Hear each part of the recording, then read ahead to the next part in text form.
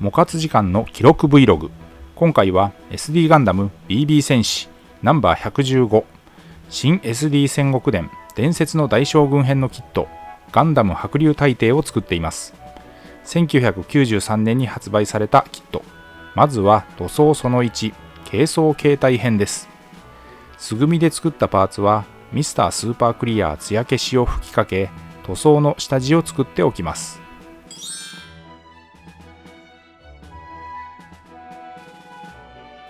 塗装の様子をハイライトで使用したカラーごとに見ていきます。まずはベース塗装です。色分けする箇所に下地を塗っていきます。今回使ったのはファレホのゲームカラーでエルフィックフレッシュ。少しフレッシュっぽさもある白カラー。水で溶いて薄めながら塗っていきます。ひと手間ですが、この下地があるないではこの後の塗装効率が違ってくるので漏れなくしっかり塗っていきます。今回はこのエルフィックフレッシュを下地に使いましたが、同じくベース塗装ではファレホゲームカラーのデッドホワイト、シタデルカラーベースコラックスホワイト、レイスボーン、レイヤー、ホワイトスカー、パリッドウィッチフレッシュなんかを用いています。塗料は水性アクリルのシタデルカラーとファレホを併用、オール筆塗りで色付けしていきました。使用した筆は基本は模型塗装用の面相筆。面積の広い箇所はブラシ、ハケを使って時短させ効率よく塗装をしました。工程は下地塗りから上塗りの大きく2段階です。今回の塗装で使用した塗料はこちら。このパートで塗装に要した時間は約60分でした。色分けの1色目は頭部に一部緑、ファレホのモデルカラーライトグリーンを使用しました。銀色です。ファレホのゲームカラーでシルバーを使いました。さすがの銀の発色の強さ。頭部に主に使いました。ガンダム白竜大帝はエイブラムの国を治めていた竜帝の末裔白竜ガンダムの新たな姿です。メタリックが続きます。次は金、シタデルカラーベースレトリビューターアーマーです。BB 戦士の戦国伝のキットでは多用しているゴールド。粘性が高く扱いやすい塗料です。胴体、腕部、脚部に塗装箇所がありました。シタデルカラーはホビー用の水性アクリル塗料。塗料の食いつきも良く隠蔽力が高いので下地の色を気にせずに塗ることができます。イギリスのゲーム制作会社ゲームズワークショップが販売しているマットな質感の水性塗料です。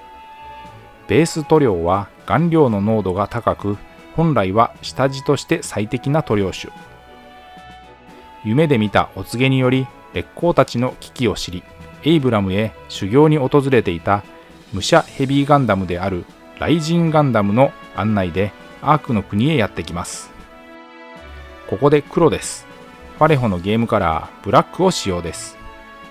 フェイス、腕部、胴体に。ファレホは世界水準で最高級の水溶性アクリルカラーと言われ、筆塗りによる塗装が滑らかに、筆ムラも出にくく、広い範囲に塗装ができます。ゲームカラーはファンタジックな特別色で、人物、モンスター系フィギュアに適した鮮やかな色をメイン。粘度はやや低め、隠蔽力や塗膜は強い特徴を持っています。続いて赤です。ファレホのゲームカラーでブラッディレッドです。細かな塗装箇所は極細筆で丁寧に色をのせました。鮮やかな赤カラー。頭部、胴体、腕部、脚部、このパートのパーツには全て塗るところがありました。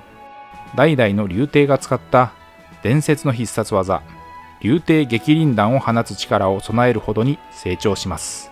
装備パーツである竜気砲は竜帝一族に伝わる三つ首の竜をあしらった武具、青です。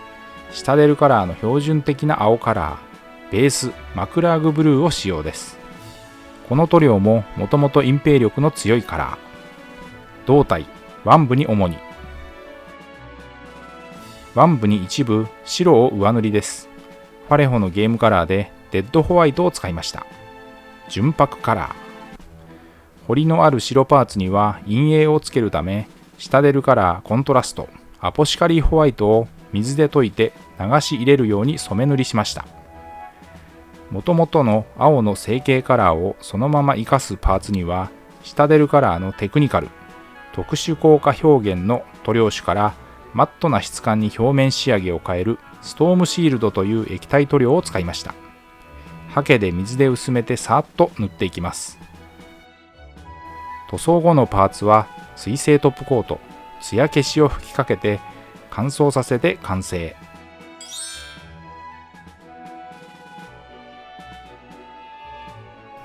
色塗り終わった各パーツを組み上げていきます。このパートではまず軽装タイプを組み立てます。軽装タイプといっても兜一体型のデザインなので、武装形態とさほど見劣りはしません。パーツは2色の成形、メッキパーツプラスポリキャップとスプリング、シールが付属。進化前の姿、白竜ガンダムからは完全な新規造形です。フロントビューからリアビューがこちら。ということで今回は SD ガンダム BB 戦士ナンバー115新 SD 戦国伝伝説の大将軍編のガンダム白竜大帝その1の塗装の今回は軽装形態です。